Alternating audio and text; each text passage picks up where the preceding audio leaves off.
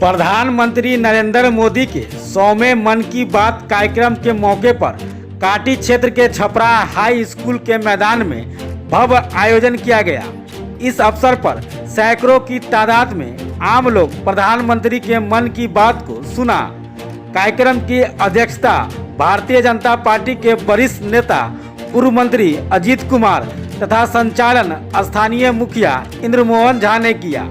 इस अवसर पर मुख्य अतिथि के रूप में भारतीय जनता पार्टी के जिला प्रभारी रमेश श्रीवास्तव भी उपस्थित थे। मन की बात कार्यक्रम के उपरांत उपस्थित लोगों को संबोधित करते हुए पूर्व मंत्री अजीत कुमार ने कहा कि प्रधानमंत्री ने भारत को दुनिया के सामने एक सशक्त व प्रभावशाली राष्ट्र के रूप में अपने 9 वर्षों के कार्यकाल में स्थापित कर दिया है। यह हमारे लिए काफी गौरव की बात है। हम कार्यकर्ताओं को जी तोड़ मेहनत कर 2024 में फिर से नरेंद्र मोदी को देश का प्रधानमंत्री बनाना है। उन्होंने उपस्थित लोगों से कहा कि आप केंद्र की उपलब्धि से आम आवाम को जोड़े। इस अवसर पर जिला प्रभारी रमेश श्रीवास्तव ने कार्यकर्ताओं को पार्टी के कार्यक्रमों से आम लोगों को जोड़ने का अपील किया। उन्होंने कहा कि अब कार्यकर्ताओं को बैठने का नहीं, लड़ने का समय आ गया है। हमारी सक्रियता ही फिर से देश प्रदेश में भारतीय जनता पार्टी का परचम लहराएगी।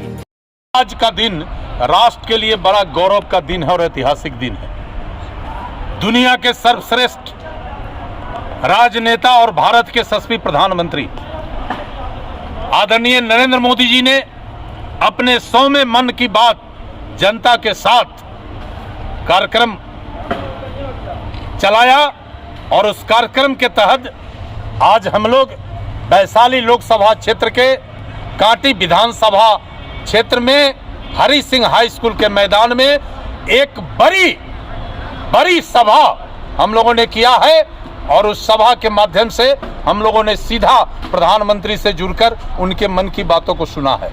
आज का मन का बात निश्चित रूप से इस देश को एक नया रास्ता दिखाएगा। चूंकि प्रधानमंत्री जी ने मन की बात कार्यक्रम के तहत विभिन्न सेक्टर के लोगों से सीधा संवाद स्थापित करके एक संवाद किया है कि भारत का प्रधानमंत्री केवल दिल्ली में नहीं, भारत के गांव तक अपने आप को जोड़ कर रखा है।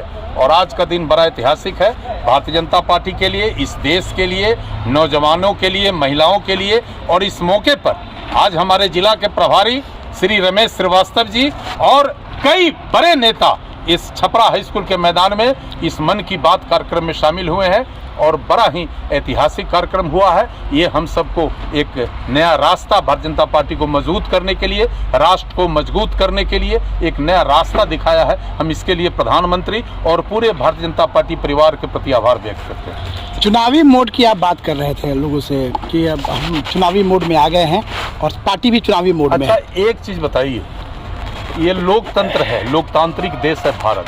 हर 5 वर्ष में चुनाव होना है।